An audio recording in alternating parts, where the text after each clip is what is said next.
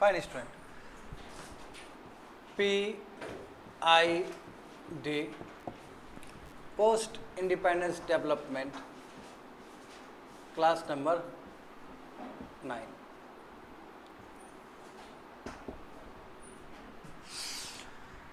We have covered Unit 1. Unit 1 cover हो चुका है स्टूडेंट्स, करेक्ट. अच्छा, यूनिट 1 में क्या क्या चर्चा किए थे बताओ.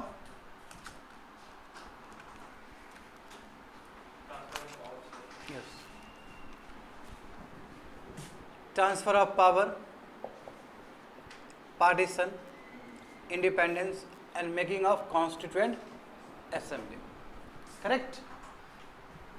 यूनिट 2 क्या है? हाँ, political integration of India. Political integration of India. इसमें हम लोग कितना इशू लिए थे? Native states, language and official, है ना. हाँ, वही लैंग्वेज मतलब ऑफिशियल लैंग्वेज, और reorganisation of state on linguistic basis, correct. Unit 2 completed. Unit 3 देखो, democracy at work. Democracy at work, first general election of India, उसके बाद independent government in independent India, जिसमें हम लोग क्या क्या देखे हैं? Nehru ji and his contribution, Lal Bahadur Shastri and his contribution, और इंदिरा गांधी. तो बिल्कुल जो यूनिट 4 था, unit 4 that is political development, तो कहीं ना कहीं यूनिट 3 और यूनिट 4 दोनों ही मर्ज हो रहे हैं यहाँ पे. Political developments in India, correct. तो इंदिरा गांधी का ही बहुत सारा चीज़ कर चुके हम लोग. इंदिरा गांधी कैसे आई आफ्टर तास्केंट एग्रीमेंट, यानी कि लाल बहादुर शास्त्री के डेथ के बाद कैसे सत्ता पे काबिज हुई इंदिरा गांधी. उसका फर्स्ट इंदिरा गांधी का फर्स्ट इलेक्शन, जिसमें अच्छा सफलता नहीं मिला उनको, 283 सीट्स. 1969 में जानते हो INO, INCO और INCR, इंदिरा गांधी इसको हेड कर रही थी, इसको मोरारजी देसाई हेड कर रहे थे, फिर के कामराज कर रहे थे, करेक्ट. उसके बाद देखिए हम लोग फिर 1971 का इलेक्शन हुआ, उसमें इंदिरा गांधी फिर बहुत अच्छा मार्जिन से जीती है. 352 प्लस 23 जोड़ दोगे CPI का तो 375. हाँ, उसके बाद बहुत कुछ हुआ है. उसके बाद जानते हो कि इंदिरा गांधी का जो कैंडिडेचर है अमेठी से रद्द कर दिया गया. सॉरी, अमेठी बोले, रायबरेली से, क्योंकि अमेठी से तो संजय गांधी लड़े थे. तो उसके बाद जानते हो इमरजेंसी लगा दिया गया कंट्री में, और इमरजेंसी 21 मंथ तक के लिए मेंटेन रहेगा. जब 21 मंथ का इमरजेंसी हो रहा है तो साथ में बहुत कुछ भी चल रहा है. JP आंदोलन, हालांकि JP आंदोलन इससे पहले ही स्टार्ट हो चुका था, इमरजेंसी पहले ही स्टार्ट हो चुका था. नवनिर्माण जो मूवमेंट हुआ गुजरात में, उसका असर बिहार पे पड़ा. और जानते हो कि जयप्रकाश नारायण जी जो है, उन्होंने क्या कहा कि ठीक है, हम मूवमेंट को लीड करने के लिए तैयार है, बट 2 कंडीशन है. 2 कंडीशन क्या है? फर्स्ट कंडीशन क्या होगा कि नॉन वायलेंट होना चाहिए ये मूवमेंट, और दूसरा क्या है कि बिहार तक ही सीमित नहीं होना चाहिए, क्योंकि प्रॉब्लम पूरा भारत में है.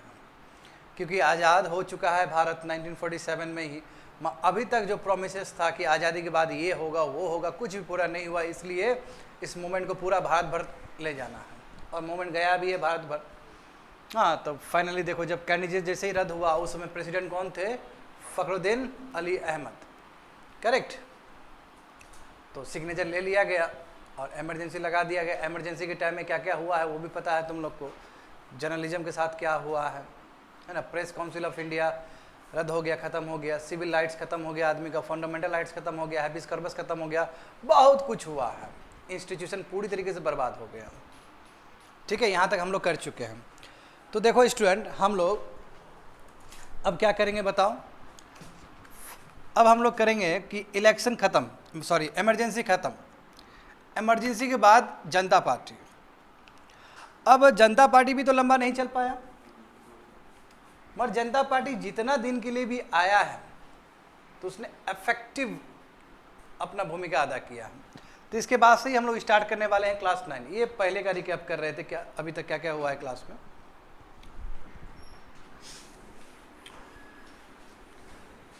तो सडनली 1977 में, जनवरी 77 में इंदिरा गांधी ने अनाउंसमेंट किया कि अब सिचुएशन अंडर कंट्रोल है, अब सिचुएशन अंडर कंट्रोल है, लॉ एंड ऑर्डर का प्रॉब्लम नहीं है इस कंट्री में, इसलिए अब फ्रेश इलेक्शन होगा। दबाव है, बहुत ज़्यादा दबाव है, इंटरनेशनली दबाव है, कंट्री के अंदर दबाव है, प्रोटेस्ट हो रहा है।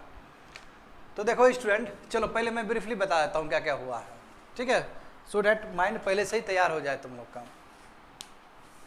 थोड़ा फैन पीछे कम कर दोगे, एक कम कर दोगे।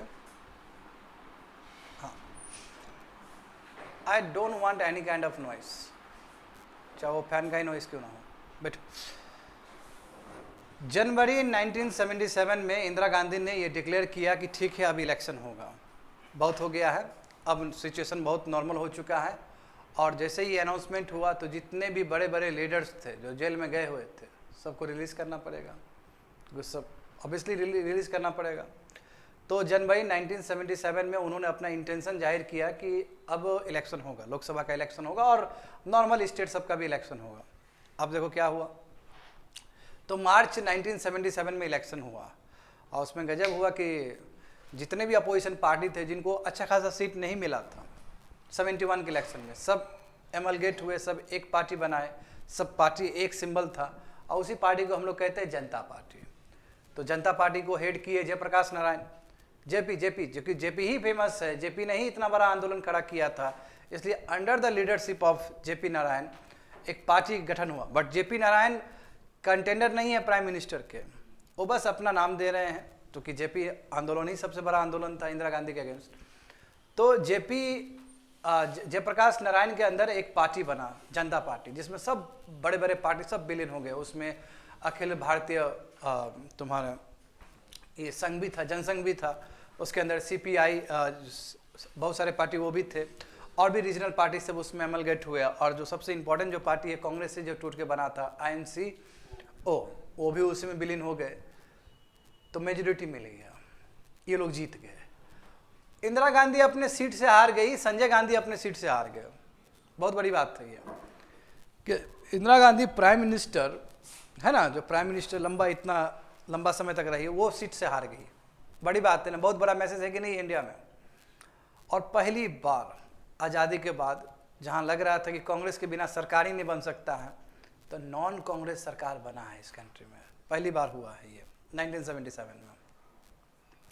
तो सोशलिस्ट पार्टी, उसमें सोशलिस्ट पार्टी को जो हेड कर रहे थे चौधरी चरण सिंह थे, ठीक है। तो 1977 से लेकर 79 तक जाएगा, बात अच्छा ही होगा। और वही बात है कि जब बहुत सारा खिचड़ी वाला सरकार हो तो उसमें बहुत सारा दिक्कत भी है, इंटर राइवलरीज हो रहा है, बड़े बड़े मेंबर्स का ह्यूमिलेशन हो रहा है, आया राम गया राम, डिफेक्शन, दुनिया भर का चीज़ हो रहा है उसके अंदर भी, तो स्टेबल नहीं रह पाया ये।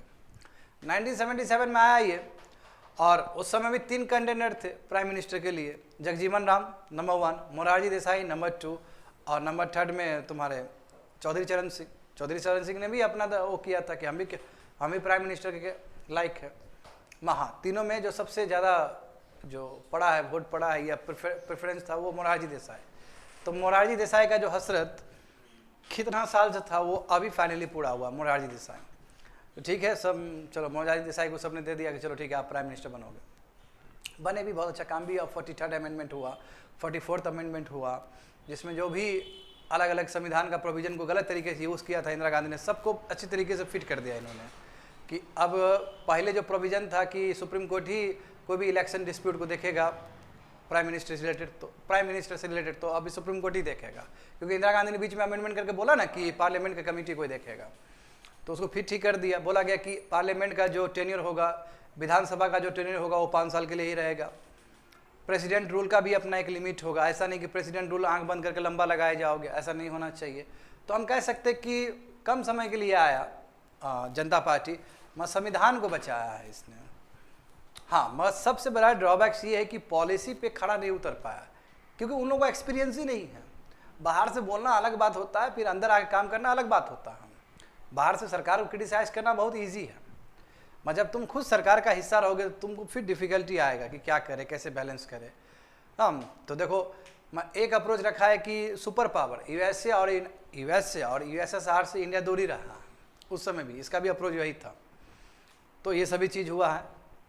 सबसे बड़ा क्रेडिट जाता है कि नॉन कांग्रेस बना है सरकार, सबसे बड़ा ये चीज़ है। हाँ, इसका अपना प्रॉब्लम्स भी लंबा नहीं चल पाया। जुलाई 1979 में चौधरी चरण सिंह जाकर प्रेसिडेंट से मिलकर बोले कि हम सरकार बनाने के लिए तैयार है, हम निकल रहे हैं। वहाँ से निकल लिया, समर्थन वो ले लिया, बैक ले लिया सोशलिस्ट पार्टी ने। आज चौधरी चरण सिंह प्राइम मिनिस्टर बन गए, ओनली 1 मंथ के लिए, ओनली फॉर 1 मंथ के लिए। तो कह सकते हो कि बहुत ज़्यादा एम्बिशन था उस समय। इसलिए चौधरी चरण सिंह जान रहे हो ना, जो प्राइम मिनिस्टर बनेगा भारत का वो हमेशा न्यूज़ में रहेगा। जो चौधरी चरण सिंह इस 2024 में भी न्यूज़ में थे, क्योंकि उनको भारत रत्न दिया गया था। तो चौधरी चरण सिंह ज़्यादा लंबा नहीं, 1 ही महीना के लिए प्राइम मिनिस्टर बने हैं। हाँ, बहुत बड़े किसान नेता थे, इसमें कोई सेकंड थॉट नहीं, बहुत बड़े नेता हैं वो। मगर किस स्थिति में बने हैं वो भी पता होना चाहिए तुम लोग को। तो अब तो देखो फिर इलेक्शन होगा, क्योंकि इलेक्शन कमीशन ऑफ इंडिया के पास कोई चांस ही नहीं है। हंग असेंबली है, किसी के पास मेजोरिटी नहीं है, कोई आके बनाना भी नहीं चाहता है। तो इनएविटेबल सर्कमस्टेंसेस क्या आया कि अब इलेक्शन होगा। इलेक्शन हुआ। अब इस बार इंदिरा गांधी को जीतना बहुत आसान है, क्योंकि इंदिरा गांधी क्या बोल रही कि देखो ये सब नहीं चला सकता है सरकार। बहुत ईजी हो गया ना, अब तो ये लोगों को मौका मिला, चला ही नहीं पाया सरकार। खिचड़ी भात कभी होता ही नहीं है, खिचड़ी वाला सरकार कभी नहीं चलेगा। फिर से बहुमत में आई इंदिरा गांधी। बट इस बार जो इंदिरा गांधी भले ही जीत के आई हो, इंदिरा गांधी का वो क्रेज नहीं है जो पहले क्रेज हुआ करता था। फेस वैल्यू खो चुकी है। पहले क्या था कि इंदिरा गांधी का बहुत ज़्यादा ही वैल्यू था उसका चेहरे का। इंदिरा का कोई वही तो बोलते कि India is Indira, Indira is India, क्योंकि भारत के पास कोई विकल्प ही नहीं है। तो इंदिरा गांधी फिर, क्योंकि मजबूत सरकार भी तो जरूरी है। यदि इस तरह का खिचड़ी सरकार होगा तो देश चल ही नहीं पाया आगे। तो फिर इंदिरा गांधी पावर में आई। हाँ, पर जब ये घटना घट रहा है तो देश में और भी अनेक घटना घट रहा है, पैरेलल घटना। तो स्पेशली मैं 60s का याद दिलाना चाहता हूँ। 67 में याद करो, 67 बहुत ही डिसाइसिव ईयर है। नक्सलबारी मूवमेंट स्टार्ट हुआ है भारत में, नक्सलबारी मूवमेंट। नक्सलबारी एक जगह का नाम है, छोटा सा जगह, जो कि तुमको दार्जिलिंग डिस्ट्रिक्ट में एक छोटा सा जगह है जो कि सिलीगुड़ी से मिलता जुलता जगह है। और नक्सलबारी जो जगह है वो डिस्ट्रिक्ट कहाँ का डिस्ट्रिक्ट, दार्जिलिंग डिस्ट्रिक्ट का एक छोटा सा हिस्सा, वेस्ट बंगाल में आएगा ये। तो वहाँ पे शुरू हो गया एक आंदोलन। हाँ, उसमें कानू सन्याल थे लीडर। कानू सन्याल ने बहुत ज़्यादा ही उसमें फोर्स दिया है।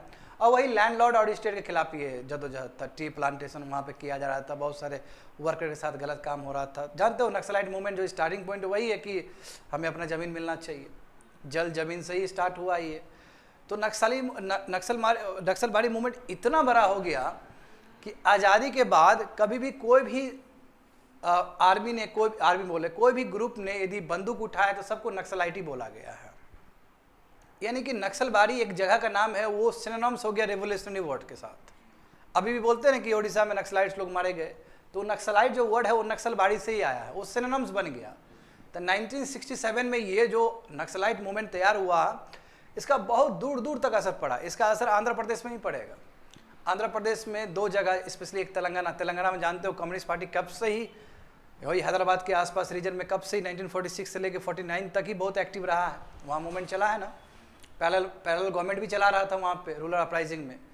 तो वहाँ पे भी दिखा, वहाँ पे भी बड़े बड़े लीडर सब ने बहुत बड़ा योगदान दिया। जमींदार हो गया, स्टेट हो गया, उसके खिलाफ बहुत बगावत चला, बहुत तगड़ा चल रहा है। ये इवेंट भी साथ साथ चल रहा है स्टूडेंट। हाँ, हम ये भी जानते हैं कि 1963 में जो कम्युनिस्ट पार्टी ऑफ इंडिया 2 भाग में टूटा है। CPI के बाद CPI, हाँ मार्क्सिस्ट हुआ है, करेक्ट। हाँ मार्क्सिस्ट, उसको भी अच्छा खासा वोट मिला था 1971 के इलेक्शन में, याद है 25 सीट मिला था उसको भी। सेकंड पार्टी था, हाईएस्ट पार्टी था, सेकंड पार्टी था। और थर्ड में CPI था, 23 सीट्स मिला था, जिसके साथ इंदिरा गांधी का गठबंधन था। अब 1967 में जो पीजेंट सब है, जो वर्कर सब है, वो खुद एक पार्टी बना दी है बंगाल में, और इस पार्टी का नाम था CPI-ML, मार्क्सिस्ट लेनिन। तो इस तरह तीसरा वाला बना है। बट उसमें जो लीडर थे वो चारू मजुमदार थे।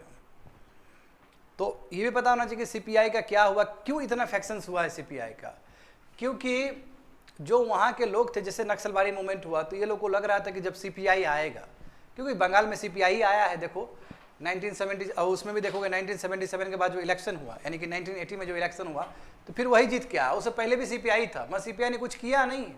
सीपीआई का भी जो एटीट्यूड था वही एटीट्यूड था जो बाकी सरकार का था, इसलिए ये लोग को पसंद नहीं आया, ये लोग अपना ही पार्टी बना दिए सीपीआई एमएल, ठीक है, जो कि अभी भी चलता है, जानते हो। हालांकि उतना रेलेवेंस नहीं रहा जितना रेलेवेंस कभी हुआ करता था इन लोग का। ये मूवमेंट चला, समझ गए, नक्सलबाड़ी मूवमेंट चला। तो नक्सलबाड़ी मूवमेंट केवल बंगाल को नहीं, आंध्रा को भी बहुत प्रभावित किया है। ये हो गया। अब देखो अब इंदिरा गांधी, चलो फिर इंदिरा गांधी की तरफ से आते हैं। तो फिर से इंदिरा गांधी 1980 में आई, बट इंदिरा गांधी के लिए इस बार प्रॉब्लम दूसरा है, पंजाब सबसे बड़ा प्रॉब्लम क्रिएट होगा। तो अब देखो पंजाब में 60 से ही मांग है कि खालिस्तान होना चाहिए, हालांकि 40 से ही मांग है। 1940 में ही खालिस्तान वाला इशू आया था जब ब्रिटिश रूल कर रहा था, तो 40s में किसी तरह बात को ख़त्म कर दिया गया। देखोगे 70s और 80s में सबसे ज़्यादा मांग था पंजाब के आसपास तो खालिस्तान इशू था। और उसमें कहोगे कि घी में कहते ना कि घी डालने का जो काम किया हुआ अकाली दल है, तो अकाली दल ने, अब अकाली दल का उतना ज़्यादा पावर नहीं रहा जितना वो पावर रखना चाह रहा था अपने अंदर, क्योंकि 80s का जब इलेक्शन हुआ स्टूडेंट तो कांग्रेस जीता पंजाब में, कांग्रेस सत्ता बन गया, अकाली दल अब इरिलेवेंट हो गया। जबकि वही अकाली दल ने 1967 में एक रेजोल्यूशन पास किया था सिख स्टेट के लिए कि एक सिख स्टेट होना चाहिए। अब दिक्कत ये है कि सिख स्टेट बन जाएगा तो फिर खालिस्तान वाला बात हो जाएगा, और रिलीजन के नाम पे, लैंग्वेज के नाम पे दे दोगे तो बड़ा दिक्कत हो जाएगा। लैंग्वेज के नाम पे ऐसी कंट्री पहले ही टूट चुका है, तो प्रॉब्लम है, बहुत बड़ा ही प्रॉब्लम है। तो देखो बच्चे लोग, 1980 में कांग्रेस का सरकार बना था, अकाली का जो एस्पिरेशन था वो खत्म हो गया। मगर साथ साथ उससे पहले तुम्हारा जो भिंडरवाला, आप देखो भिंडरवाला का आएगा यहाँ पे रोल। भिंडरवाला एक प्रीचर थे, टीचर जो बहुत कुछ जानते थे गुरु ग्रंथ साहिब के बारे में, और लोगों को अट्रैक्ट कर लेते थे, बहुत अच्छे स्पीकर थे। लोग बहुत ज़्यादा मोबिलाइज हो रहे थे, बड़े बड़े जो रिच फार्मर सब हो गया, लैंडलॉर्ड सब, सबको अट्रैक्ट कर लिए। तो उन्होंने बहुत बड़ा अपना ग्रुप बना लिया भिंडरवाले ने। और लोग ये भी कहते हैं कि भिंडरवाला को एक्चुअली आगे बढ़ाने वाला और कोई नहीं, कांग्रेस ही है, ताकि अकाली दल डाइल्यूट हो जाए। मगर किसी को ये नहीं पता था कि भिंडरवाला इतना आगे निकल जाएगा। फिर भिंडरवाला को 80 के टाइम में पाकिस्तान का जो ISI है वहाँ सपोर्ट मिलना शुरू हो गया, क्योंकि पाकिस्तान इस चीज़ को पचा नहीं पा रहा कि कैसे पाकिस्तान का टुकड़ा हो गया, कैसे बांग्लादेश 1971 में बन गया, कैसे इंदिरा गांधी बना दी, तो उस चीज़ को उसको बदला भी लेना है। तो जो पाकिस्तान का जो ISI है उसने पूरा सपोर्ट किया, आर्म्स दिया, इम्यूनेशन दिया, दुनिया भर का ट्रेनिंग दिया, दुनिया भर का चीज़ किया। तो कंट्री के लिए तो बहुत बड़ा ट्रबल है। अब देखो उसके बाद जब भिंडरवाला के अगेंस्ट अरेस्ट वारंट निकला तो वो चुपचाप छुप गया वो अखल तख्त में। अखल तख्त जानते हो कि जो सेकंड सबसे इंपॉर्टेंट रिलीजियस प्लेस है आफ्टर गोल्डन टेम्पल, उसमें छुप गया। उसके बाद कुछ विद्यार्थी लोग आए और जो अमृतसर है वहाँ पे घेर के उसने कह दिया कि सिख स्टेट है, खालिस्तान है, छोटा सा जगह पे, अमृतसर वाला जगह पे उसने घोषित कर दिया कि ये खालिस्तान है। जैसे उसने घोषित वहाँ पे किया तो कनाडा से, US से, UK से, अलग कंट्री से भी सेम प्रोनाउंसमेंट, वहाँ से भी बात हो रहा है कि खालिस्तान बन गया, खालिस्तान बन गया। तो ये तो सरकार को डायरेक्ट चैलेंज देने का बात हो गया। तो अब करे तो करे क्या, इधर पूरा पंजाब में उठ रहा है खालिस्तान मांग, बहुत भिंडरवाला बहुत आगे ले गया इस चीज़ को। उसके बाद देखो भिंडरवाला का जितना भी लोग सब है वो पूरा गोल्डन टेम्पल को घेर लिया।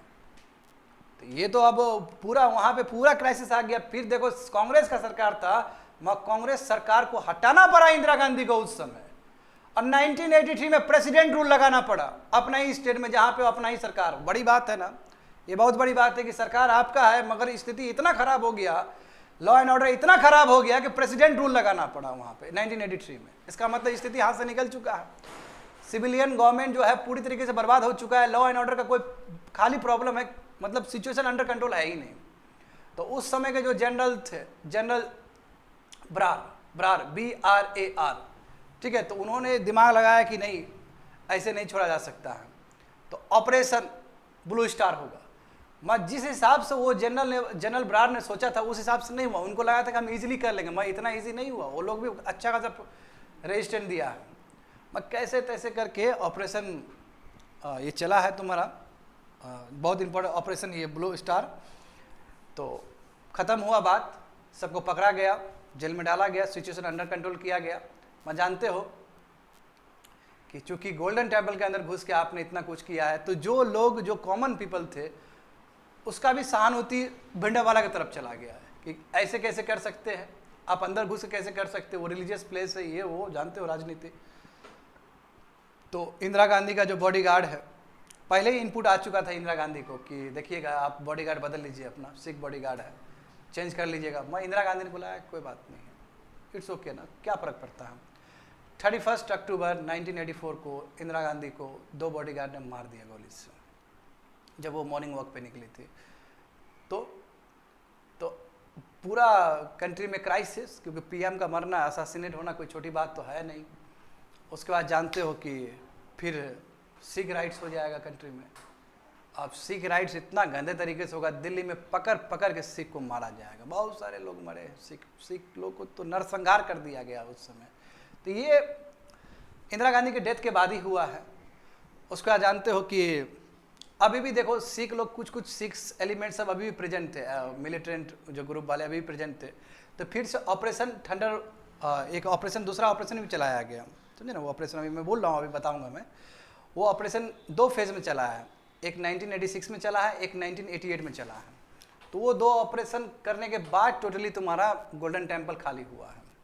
ऐसा नहीं कि ऑपरेशन वो ब्लू स्टार हो गया तो काम खत्म हो गया, नो, उससे मेन काम तो हो गया, बट अभी भी कुछ मिलिटेंट थे जो वहाँ पे अभी भी शरण ले रहे थे गोल्डन टेम्पल के आसपास, तो उसको ही ख़त्म किया गया, राजीव गांधी ख़त्म किए इसको। तो ये इशू है। उसके बाद देखो फिर 2000 हुआ, तो फिर अटल बिहारी वाजपेयी का सरकार बना। तो अटल बिहारी वाजपेयी सरकार ने एक कमीशन बनाया जिसको बोलते हैं नानावती कमीशन। नानावती वो जस्टिस थे। तो उस कमीशन ने पाया कि हाँ, कांग्रेस का बड़ा लीडर मिला हुआ था सिख को मारने के लिए। तो बहुत ही अफरा तफरी हुआ था उस समय। जब डिक्लेयर हो जाए कि कांग्रेस लीडर शामिल है उसमें, तो बहुत बड़ी बात है ना। दंगा में जब लीडर शामिल है तो कई लीडर्स को रिजाइन करना पड़ा। इनफैक्ट जो उस समय के जो लेफ्टिनेंट गवर्नर थे दिल्ली के, वो खुद शामिल थे। उस समय के जो पुलिस कमिश्नर थे वो खुद शामिल थे। तो एक बहुत गंदा कांग्रेस सरकार के ऊपर दामन में कह सकते हो कि लगा है, दामन में आरोप लगा, मतलब एक काला अध्याय है कांग्रेस के लिए कि कांग्रेस का सरकार भी शामिल था वो सिख को मारने के लिए। नानावती कमीशन में है, ये सब कुछ डिक्लेयर है। तब जाके मनमोहन सिंह ने 2005 में सिख कम्युनिटी से माफ़ी भी मांगा था कि देखिए गलती हो गया।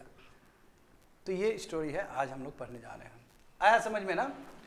तो कह सकते हो कि अंत हुआ जो भी है। हाँ, सबसे बढ़िया बात है कि खालिस्तान बनने नहीं दी इंदिरा गांधी। तो इंदिरा गांधी का ये भी बहुत बड़ा अचीवमेंट है। भले ही वो चली गई, इसी कॉज के वजह से उनका डेथ भी हुआ है, बट उन्होंने खालिस्तान बनने नहीं दिया है। तो वो भी एक बहुत बड़ा अचीवमेंट है इंदिरा गांधी का। समझ गए ना स्टूडेंट। चलो इसी चीज़ को मुझे बताना है तुम लोग को, और थोड़ा आसाम का इशू भी बताना है, तो पैरेलली हम लोग बात कर लेंगे। देखो जनवरी 1979 में, अच्छा सॉरी 77 में अनाउंसमेंट हुआ, पीएम इंदिरा गांधी अनाउंस की कि फ्रेश इलेक्शन करेंगे। नाउ लॉ एंड ऑर्डर ठीक हो गया है, ठीक है। तो मार्च 1977 को इलेक्शन करवाया गया। तो देखो फ्रेश इलेक्शन करवाने के लिए जो जितने भी पॉलिटिकल लीडर्स हैं सबको रिलीज़ किया जाएगा, फिर डेमोक्रेसी को बहाल किया जाएगा, पॉलिटिकल लीडर्स को रिलीज़ किया जाएगा जेल से, सब रिलीज हो जाएंगे। इलेक्शन होगा, इसका रिजल्ट होगा Indira Gandhi lost, Sanjay Gandhi lost, election हार जाएंगे दोनों ही।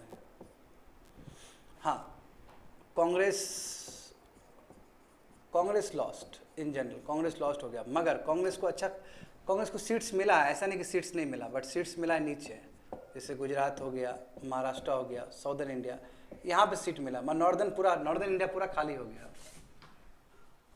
ठीक है। नॉर्दर्न इंडिया पूरा खाली, नॉर्दर्न इंडिया में नहीं मिला है सीट्स अच्छा खासा। तो कांग्रेस लॉस्ट हो गया, कांग्रेस को बहुमत मिला ही नहीं, बट अच्छा खासा सीट जीता है गुजरात में, महाराष्ट्र में और साउदर्न इंडिया में। हाँ, ये इलेक्शन देखोगे तो यहाँ पे भी देख सकते हो, फिर से वेस्ट बंगाल में कम्युनिस्ट पार्टी, और यहाँ पे तमिलनाडु में स्टूडेंट लोग, तमिलनाडु में फिर AIADMK ये जीत के आया है। पहले क्या था, DMK था ना, अब AIADMK जीत के आएगा वहाँ पे। अब जानते हो तब से DMK AIDMK यही ना चल रहा है। तो हाँ, तो ये सिचुएशन रहा, इंदिरा गांधी हार गई। अब जीता कौन? तो जो विक्टोरियस हुआ है वो जनता पार्टी है, जनता पार्टी।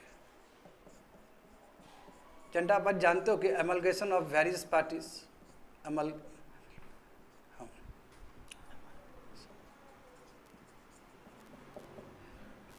वेरियस पार्टीज, इसमें बहुत सारे पार्टीज है, जैसे इसमें सोशलिस्ट पार्टी है, इसमें INCO है, इसमें भारतीय जनसंघ है, बहुत सारे एक्सेट्रा, बहुत सारा रीजनल पार्टीज होगा इसमें। हाँ, इसमें हाँ है। तो एमलगेशन ऑफ वेरियस पार्टीज एक कॉमन सिंबल के अंदर लड़े थे। अब जीत तो गए, जनता पार्टी वन। तो अब जनता पार्टी वन, टॉप कैंडिडेट कौन है इसके? Top 3 candidates for PM post के लिए 3 कैंडिडेट है इसके। हाँ, जगजीवन राम। अच्छा, जनता पार्टी किस लीडरशिप के अंदर बना था, तो ये भी लिख लोगे, जेपी के अंदर।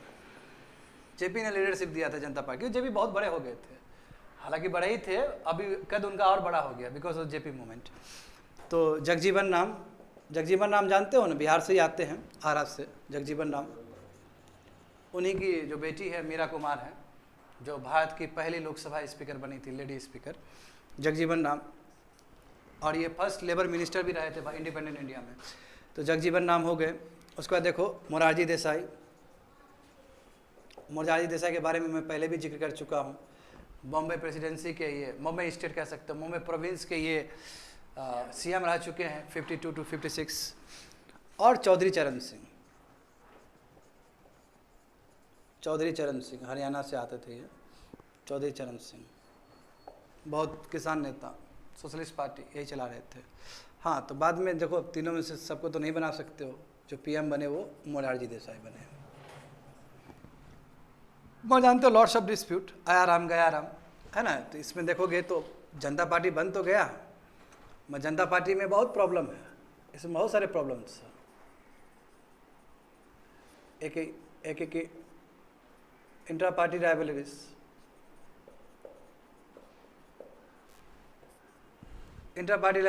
है। हाँ, ह्यूमिलेशन ऑफ लीडर्स, बड़े बड़े लीडर्स का ह्यूमिलेशन हो रहा है। सबका अपना ही एस्पिरेशन, वही डिफेक्शन हो रहा है, कभी इधर टूट रहा है, कभी उधर टूट रहा है, होता ही है। जब विचारधारा एक तरह का नहीं होगा तो आपको प्रॉब्लम फेस करना ही पड़ेगा। आ रहा है समझ में? नहीं है? हाँ, बस जो भी हो स्थिति, जनता पार्टी का कंट्रीब्यूशन तो है कंट्री के लिए, है ना। तो कब से कब तक, तो कह सकते हो कि 1977 से लेके 79 तक 2-2.5 साल ये कंट्री को रूल किए हैं, और इसका बहुत अच्छा परिणाम हुआ है। इसका कंट्रीब्यूशन कहोगे स्टूडेंट, तो यही कंट्रीब्यूशन भी लिखा देते हैं। एक तो सबसे बड़ा कंट्रीब्यूशन है कि पहली बार नॉन कांग्रेस गवर्नमेंट बना है। लग ही नहीं रहा था कभी नॉन कांग्रेस गवर्नमेंट भी भारत में बन सकता है क्या, जिस हिसाब से कांग्रेस को सीट मिल रहा था नेहरू जी के टाइम में, है ना, इंदिरा गांधी के टाइम में। तो नॉन कांग्रेस गवर्नमेंट है ये। और सबसे बड़ा जो कंट्रीब्यूशन है इसका 43rd and 44th अमेंडमेंट, ये सबसे बड़ा कंट्रीब्यूशन अभी के लिए भी माना जाएगा, ठीक है। क्योंकि इसमें देखो, इसमें बोल दिया गया प्रेसिडेंट जो रूल है स्टेट के ऊपर, अब तुम लोग पूरा लिखोगे, प्रेसिडेंट जो रूल है स्टेट के ऊपर वो लिमिटेड होना चाहिए। देख रहे हो ना, जैसे तमिलनाडु का जैसे ही ख़त्म हुआ टेन्योर 1976 में, तो इंदिरा गांधी ने वहाँ पे प्रेसिडेंट रूल लगा दिया, कायदे से वहाँ से फ्रेश इलेक्शन होना चाहिए था। पंजाब में यहाँ पे भी वही, गुजरात में भी यही हुआ। गुजरात में भी जब तुम्हारा वो पार्टी ख़त्म हुआ, मतलब वहाँ पे मेजोरिटी किसी का नहीं था, हंग असेंबली हो गया, तो तुरंत प्रेसिडेंट रूल लग गया। ऐसा नहीं होना चाहिए, इसलिए प्रेसिडेंट रूल स्टेट में लिमिटेड होना चाहिए। पार्लियामेंट और स्टेट असेंबली का जो टेन्योर होना चाहिए वो 5 years फिक्स्ड होना चाहिए। समझ गए ना, 5 ईयर्स फिक्स होना चाहिए पार्लियामेंट। और हाँ, पार्लियामेंट में कोई भी प्रोसीडिंग हो रहा है, किसी भी लेजिस्लेटिव असेंबली में प्रोसीडिंग हो रहा है, तो उसको मैंडेटरी आपको बताना होगा प्रेस में, यानी कि अकाउंटेबिलिटी फिक्स कर रहा है पार्लियामेंट का। याद करो जर्नलिस्ट का क्या हालत कर दिया था इंदिरा गांधी ने, जो इम्यूनिटी जर्नलिस्ट को दिया गया था उसके लिए कितना लॉ बना था पार्लियामेंट का, सबको रद्द कर दिया था इंदिरा गांधी ने। तो इसमें यही है कि जो पार्लियामेंट का जो प्रोसीडिंग है, जो लेजिस्लेटिव असेंबली का प्रोसीडिंग है, वो मस्ट पब्लिश्ड होना चाहिए, वो मैंडेटरी है। पार्लियामेंट का प्रोसीडिंग, हाँ पार्लियामेंट का प्रोसीडिंग और लेजिस्लेटिव असेंबली का प्रोसीडिंग मतलब जो भी हो रहा है वहाँ पे वो पब्लिश होना चाहिए, कंपलसरी पब्लिश होना चाहिए। फंडामेंटल राइट्स को फिर से सब बहाल किया गया, कह सकते हो कि एक तरह से ना बहुत अच्छे से स्क्रू कर दिया गया। और सबसे बड़ा कंट्रीब्यूशन तो मैं कहूँगा स्टूडेंट कि ये जो इंटरनल डिस्टर्बेंस, ये शब्द को रिप्लेस करके आर्म्ड रेबेलियन किया गया,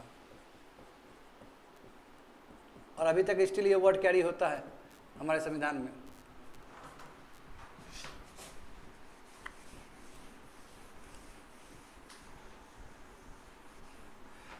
मगर इसका जो लकूना है, प्रॉब्लम है, हाँ ये चलो कंट्रीब्यूशन अपनी जगह है, सबसे बड़ा जो प्रॉब्लम है जनता पार्टी का, तो एक तो प्रॉब्लम समझ गए कि पार्टी के अंदर ही क्या हो रहा था, इंट्रा कन्फ्लिक्ट, ह्यूमिलेशन, तो ये भी तो प्रॉब्लम है। रियल प्रॉब्लम कहोगे तो ये एक पॉलिसी को लेके क्लैरिटी नहीं था, lack of clarity in policy,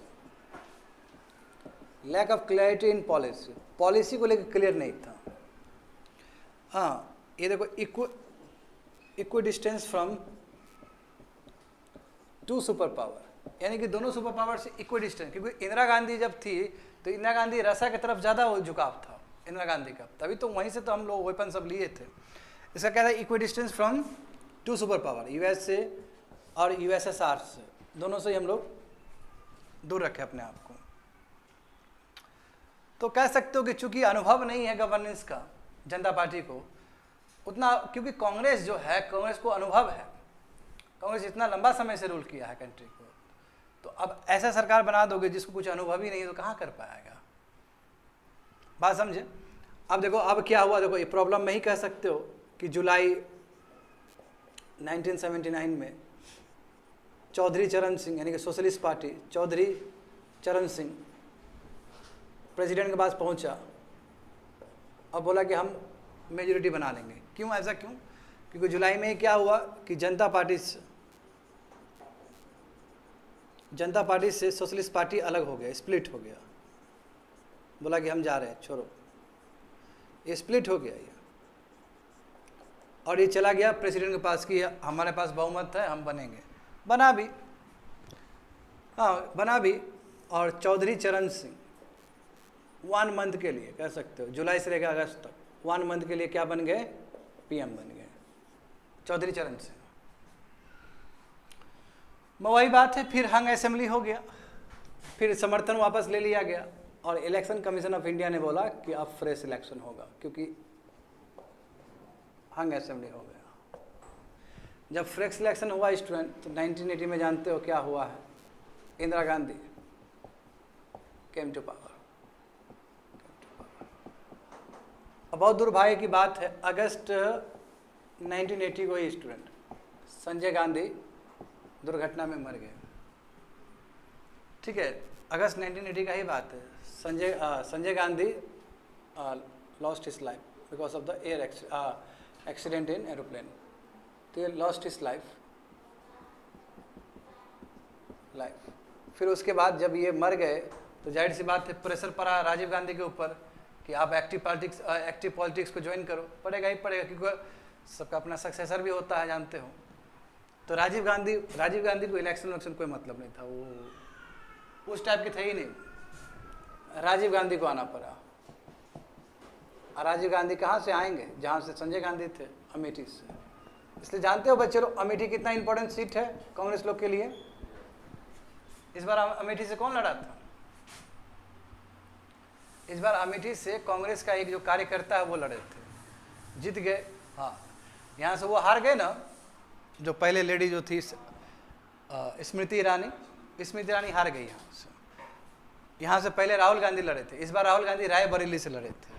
तो रायबरेली और अमेठी शुरू से ही कांग्रेस का गर रहा है, क्योंकि रायबरेली से खुद तुम्हारा इंदिरा गांधी लड़ रही थी, बात समझो ना।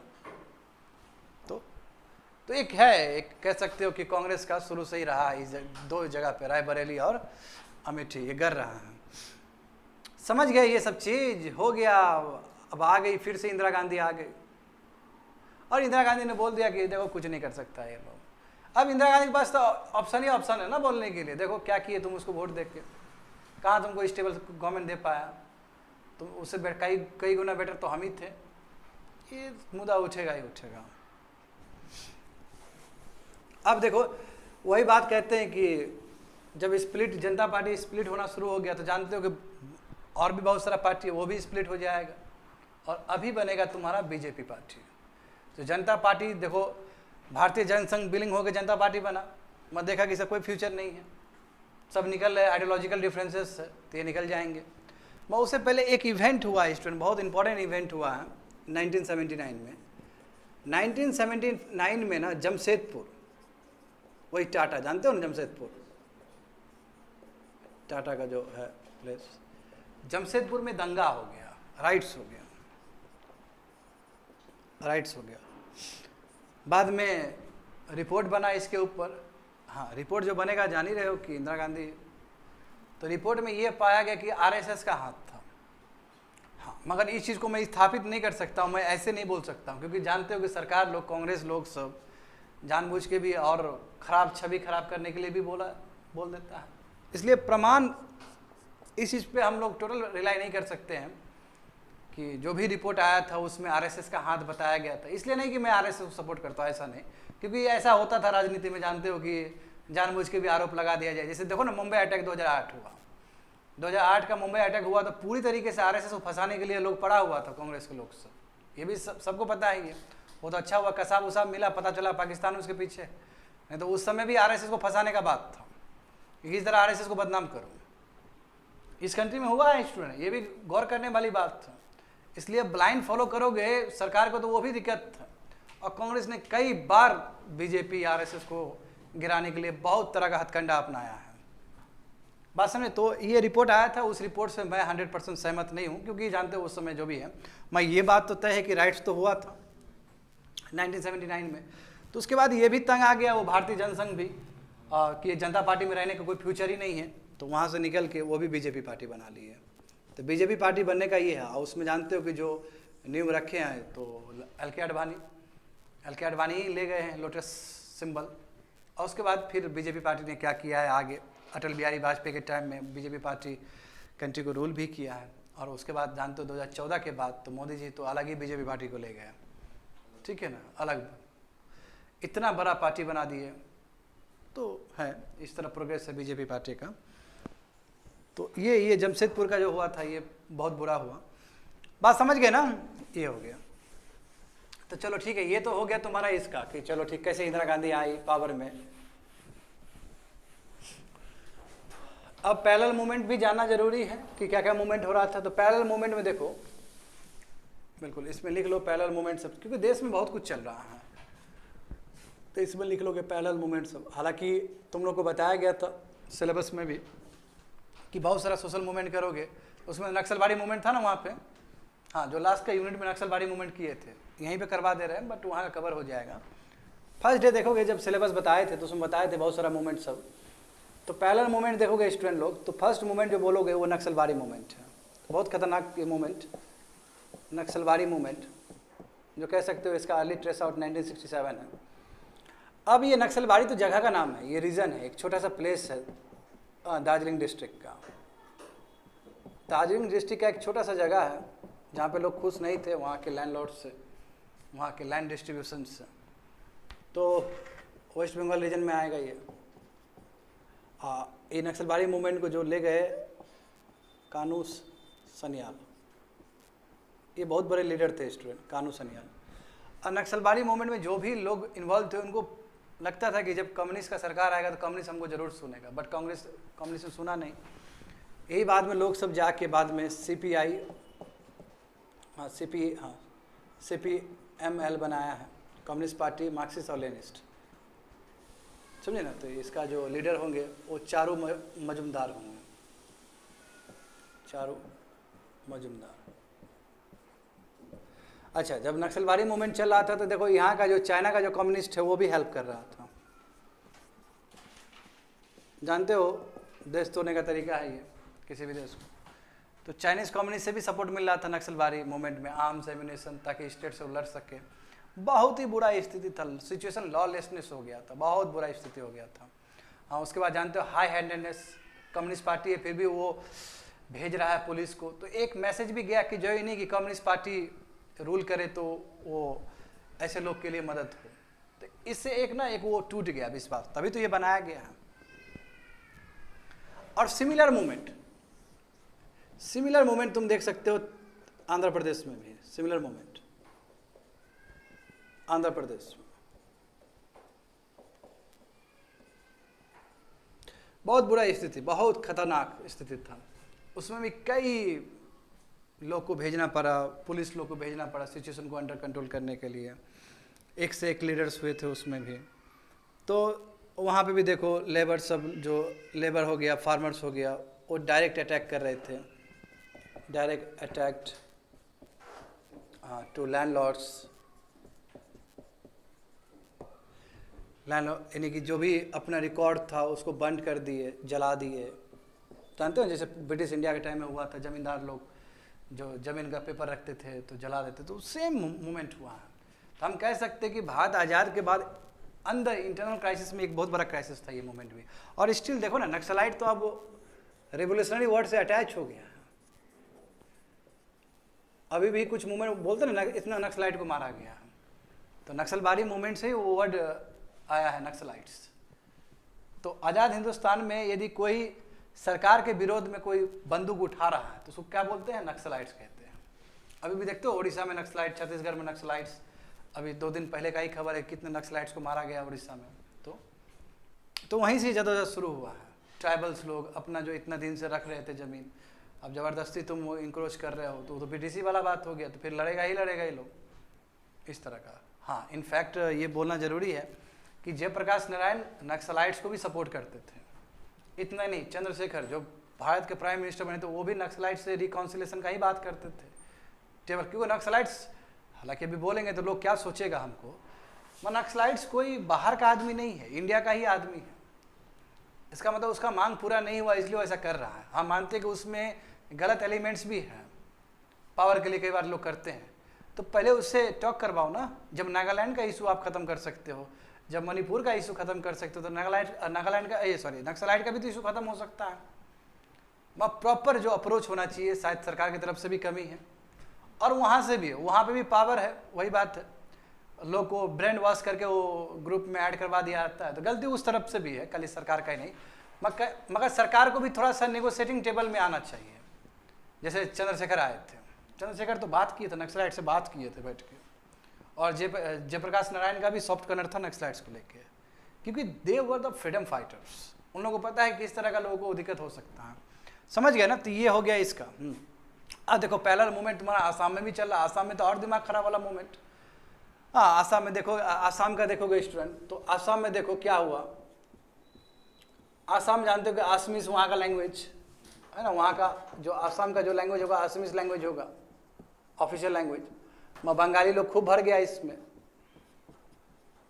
बंगाली जो लोग है बहुत ज़्यादा, बंगाली पॉपुलेशन बहुत भरना शुरू हो गए। तो ये लोग अपोज किए कि नहीं हो सकता है भाई, तुम खाली बंगाली बोलोगे। तो बंगाली और आसामीज के बीच में कन्फ्लिक्ट हो रहा था। उसके बाद देखो 1971 में बांग्लादेश बना ना जी, तो बांग्लादेश बना, तो बांग्लादेश जो बनेगा तो वहाँ से भी तो बहुत सारे लोग आएंगे आसाम में सेटल होने के लिए। अभी भी बहुत सारा मुद्दा है कि नहीं, जो हुआ है कि नहीं हुआ तुम्हारा नेशनल सिटीजनशिप NRC वाला जो इशू हुआ। स्थिति बहुत खराब हुआ। स्थिति तब खराब हुआ, देखो इशू पहले भी खराब था, 50s के टाइम में भी खराब ही था इशू। हाँ, कई बार तो जानते हो खुद लाल बहादुर शास्त्री आके इसको इंटरवीन करके ठीक किए थे। मगर स्थिति 1970s में हाथ से आगे निकल गया, 1980s में हाथ से आगे निकल गया। ये बहुत ही डेडली मूवमेंट हुआ है। इसमें जो मूवमेंट में जो लीड किया है वो और कोई नहीं, वहाँ का स्टूडेंट ही किया है। ऑल आसाम स्टूडेंट यूनिट, यानी कि वहाँ का स्टूडेंट यूनियन, ऑल आसाम है ना स्टूडेंट यूनियन, आसू जो है स्टूडेंट्स का ही ये संगठन है। इसने बहुत भयानक स्ट्राइक किया, इनफैक्ट जो ऑयल है, बरौनी रिफाइनरी में ऑयल आता है ना, वहाँ से पाइपलाइन सबको तोड़ ताड़ दिया। ये स्ट्राइक हुआ, प्रोसेसन हुआ, पब्लिक प्रॉपर्टी लूटे गए, कई लोग को मारा गया, इकोनॉमिक लॉस हुआ, वही इकोनॉमिक लॉस हुआ, पाइपलाइन तोड़ा गया। तो स्थिति बहुत भयानक हो गया था इस टाइम। जब स्थिति बहुत भयानक हुआ तो राजीव गांधी को यहाँ पे इंटरवीन करना पड़ा था, और राजीव गांधी ने ही सलूशन दिया था कि ठीक है, ये वाला हम करेंगे, नेशनल सिटीजनशिप रजिस्टर वाला काम करेंगे। और उस समय राजीव गांधी ने आश्वासन दिया कि ठीक है, हम चिन्हित करेंगे जो यहाँ के लोग नहीं, उसको हम भेज देंगे, डिपोर्ट कर देंगे, ठीक है, 10 साल तक वो लोग को वोटिंग राइट्स नहीं दिया जाएगा। तो अभी जो आसाम का जो इशू है वही क्या है बताओ तो, एनआरसी, नेशनल रजिस्टर्ड सिटीजन। तो इशू का जो हम्बल जो बिगिनिंग है वो राजीव गांधी ही किए थे इस टाइम में, बात समझे। तो आसाम का बहुत भयानक वायलेंट था, बहुत सारे लोग मारे गए थे इसमें। तो देख रहे हो ना, ये सब मूवमेंट चल रहा है, पैरेलल ही चल रहा है। इधर तुम्हारा नक्सलवादी मूवमेंट, इधर आंध्र प्रदेश का मूवमेंट, और इधर तुम्हारा आसाम का मूवमेंट। समझ गया ना।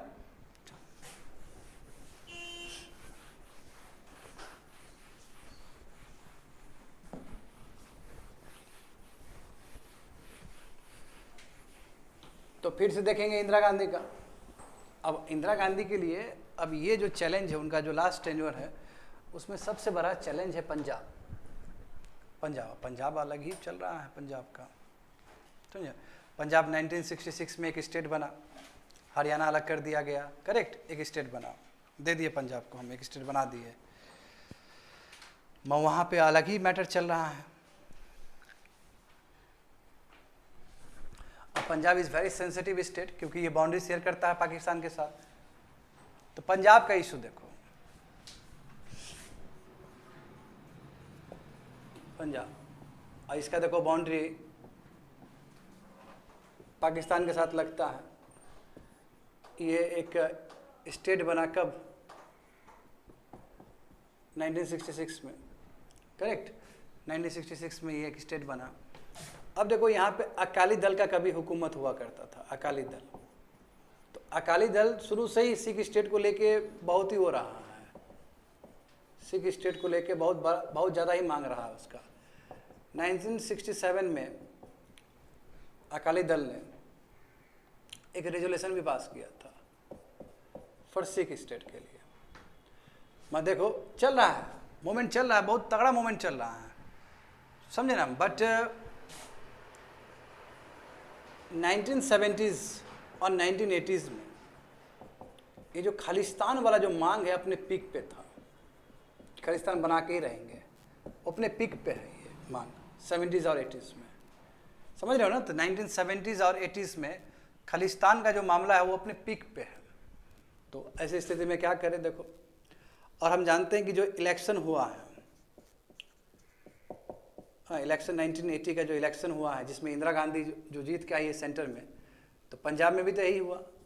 पंजाब में कांग्रेस जीत गया, बताओ, कांग्रेस जीत गया और अकाली दल खत्म।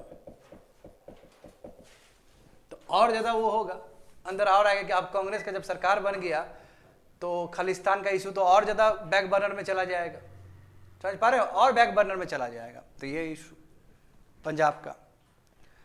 तो देखो स्टूडेंट, हालांकि 1980s थे, इसका मतलब ये नहीं कि हम्बल बिगिनिंग तो तुम्हारा 1940 में ही हो गया था। यदि मैं हम्बल बिगिनिंग का बात करूं, स्टार्टिंग तो 1940 से ही जोड़ सकते हो, मैं उसमें उस समय दबा दिया गया। मैं 70s और 80s में तो बहुत बड़ा मामला हो गया। अब देखोगे तो 1960s और 70s कह सकते हैं, या 70s कह सकते हैं। तो जब अकाली दल अपने पीक पे था, तो अकाली दल को काउंटर करने के लिए, कई लोग ऐसे कहते हैं, अकाली दल को काउंटर करने के लिए भिंडरावाला, भिंडरावाला, ये जो भिंडरावाला है, ये बहुत इंपॉर्टेंट प्रीचर था, बहुत इन्फ्लुएंशियल प्रीचर था, यानी कि वो टीचर था एक तरह से, गुरु ग्रंथ साहिब सब बहुत अच्छा नॉलेज था इनको। अट्रैक्टेड लॉट ऑफ मासेस, इसको लोग बहुत फॉलो करने लगे, लॉट ऑफ मासेस, इनका बात सुनने के लिए लोग पहुंचते थे। पर दिक्कत ये है कि 1980s में देखोगे शुरुआत में, तो इसको पाकिस्तान का जो ISI है, वहाँ का जो इंटेलिजेंस है, उसे बहुत सपोर्ट मिलना शुरू हो गया। हाँ, यहाँ आर्म्स मिल रहा है, एमुनेशन मिल रहा है, तो हमारे कंट्री के लिए तो ये थ्रेट हो गया, फिर थ्रेट टू इंटरनल सिक्योरिटी।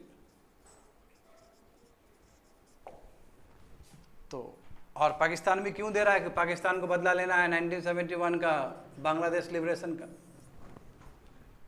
उसको इंदिरा गांधी से वो लेना है। स्थिति इतना बहुत खराब। हाँ, आप देखो उसके बाद क्या हुआ कि अभी खालिस्तान चाहिए इसको। खालिस्तान तो बहुत बड़ा एरिया है। अब देखोगे तो कई लोग ना, जैसे इसके ऊपर जब अरेस्ट वारंट निकला था तो भिंडरावाला अकल तख्त में जाके छुप गया था। अकल तख्त में जाके ये अपने आप को हाइड कर लिया। हाँ, और अमृतसर, उसके बाद इसके जो ग्रुप है, अमृतसर टेम्पल को फोर्टिफाई कर लिया था इसके ग्रुप ने, भिंडरावाला ग्रुप ने।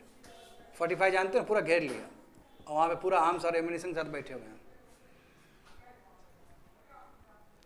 तो ये स्थिति, यानी कि और उसके बाद कुछ विद्यार्थी, सम स्टूडेंट्स, उसी समय का बात है, सम स्टूडेंट्स अमृतसर गए। अमृतसर वही जहाँ पर ये टेम्पल है, और उसको डिक्लेयर कर दिया कि क्या है, ये खालिस्तान है, हम खालिस्तान प्रोक्लेम करते। जैसे ही प्रोक्लेमेशन हुआ तो बाहर से, US से, कनाडा, UK, जितने भी बाहर कंट्री हैं, वहाँ से भी सिमिलर प्रोनाउंसमेंट शुरू हो गया कि चलो खालिस्तान मिल गया है। तो सरकार के लिए डायरेक्ट चैलेंज है ये, आर पार का लड़ाई। जब डिक्लेयर हो गया कि खालिस्तान बन गया, कुछ विद्यार्थी लोग ने जाकर वहाँ पे क्लेम कर दिया, तो सरकार का डायरेक्ट क्लेम है, सरकार को डायरेक्ट तुम वो चैलेंज कर रहे हो। हाँ, तो देखो इसी बीच में देखो स्थिति इतना खराब हुआ स्टूडेंट कि 1983 में कांग्रेस खत्म करके प्रेसिडेंट, पंजाब में प्रेसिडेंट रूल लगाना पड़ा। पंजाब में प्रेसिडेंट रूल लगाना पड़ा। देखो कांग्रेस जीत के आया था ना, हाँ देखो तो प्रेसिडेंट रूल लगा। सिचुएशन बहुत ज़्यादा खराब है, समझे। खाली मिलिटेंट, सिविलियन गवर्नमेंट पूरी तरीके से खत्म, पैरालाइज हो गया। तो प्रेसिडेंट रूल लगा वहाँ पे। फिर इंदिरा गांधी आई। इंदिरा गांधी ने रेडियो पे बोला है कि देखिए जितने भी भाई लोग हैं, आप लोग सब कोऑपरेट करिए। इंदिरा गांधी का बयान था। और चूंकि अर्जुन देव का वो एनिवर्सरी था उस दिन, तो जितने भी श्रद्धालु लोग हैं वो जा सकते हैं, माथा टेक सकते हैं। ये खोल दिया गया था, ऐसा नहीं कि गोल्डन टेम्पल को बंद कर दिया गया था, क्योंकि अर्जुन देव का कुछ फेस्टिवल चल रहा था उस समय, कुछ था उनका एनिवर्सरी सब था। अर्जुन देव जानते हो कि सिख गुरु रहे हैं, बहुत ज़्यादा कंट्रीब्यूशन है उनका आदि ग्रंथ में भी। तो उसके बाद सिचुएशन इतना ख़राब है तो ऑपरेशन ब्लू स्टार चलाया जाएगा। Operation blue star. तो उस समय जो जनरल थे ब्रार, ये जनरल, इन्होंने जो बनाया था प्रोग्राम कि ऐसे करेंगे, उस तरह करेंगे, बट ऐसा हुआ नहीं, ज़्यादा चैलेंज मिला है। हाउएवर ऑपरेशन ब्लू स्टार के अंतर्गत ये सब चीज़ को खत्म कर दिया गया। तो ऑपरेशन ब्लू स्टार सक्सेसफुल, बहुत डिफिकल्टीज, इतना इजीली सक्सेसफुल नहीं हुआ। बहुत सारे लोग मारे गए, हमारे इंडियन आर्मी बहुत सारे लोग मारे गए इसमें, उधर के लोग भी मरे हैं। तो एक नेगेटिव मैसेज भी गया पब्लिक में पंजाब में कि ज़बरदस्ती ऑपरेशन ब्लू स्टार चलाने की क्या ज़रूरत था, अंदर घुसने की क्या ज़रूरत था गोल्डन टेम्पल में, समझ रहे हो। तो बहुत तरह का बात हुआ। तो देखो इंदिरा गांधी को पहले ही हिंट मिल चुका था कि देखना पंजाबी आपका गार्ड है। तो इंदिरा गांधी 31 अक्टूबर 1984 को इंदिरा गांधी असासिनेटेड। इंदिरा गांधी को दो अपने ही बॉडीगार्ड ने शॉर्ट रेंज पे उड़ा दिया, समझ। जब वो सुबह वॉक के लिए निकली थी तो ये हालत हुआ। तो इंदिरा गांधी का देहांत होना मतलब इंडिया में बहुत बड़ा क्राइसिस, क्योंकि अनडिस्प्यूटेड लीडर रही है वो। इतना जो फेमस लीडर जो हर कोई जानता है, बच्चा जानता है, जिसको इतना सम्मान करता है लोग सब, उनका डेथ होना, और भी कौन, 2 बॉडीगार्ड सिख का मारा है। तो एक सिख कम्युनिटी को लेके ना, और उस समय के कांग्रेस लीडर भी, देखो कितना अंतर, मैं अंतर समझाता हूँ तुम लोग को।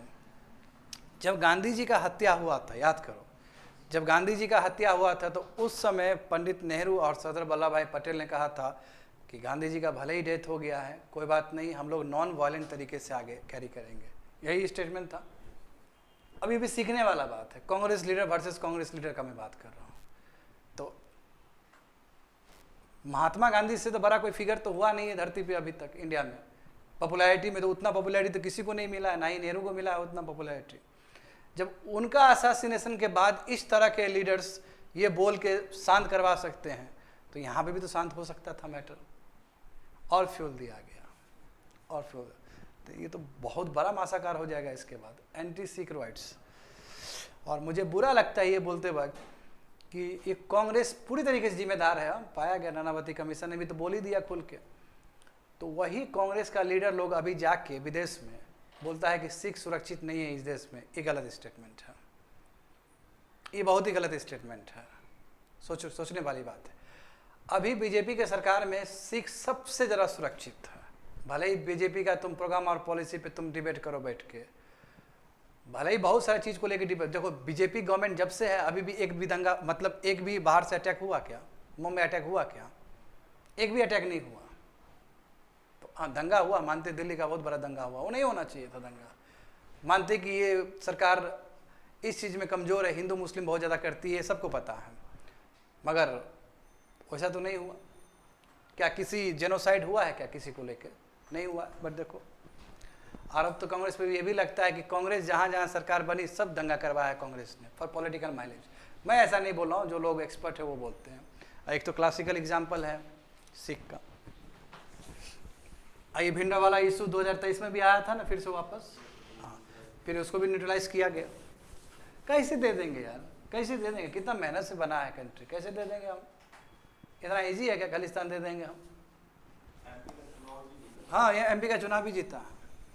अभी देखो कश्मीर में इशू चल रहा है, इंजीनियर रशीद खान जो है, हाँ वो भी जीता है, जेल में है फिर भी जीता है क्या करोगे? तो जानते हो कि after death of Indira Gandhi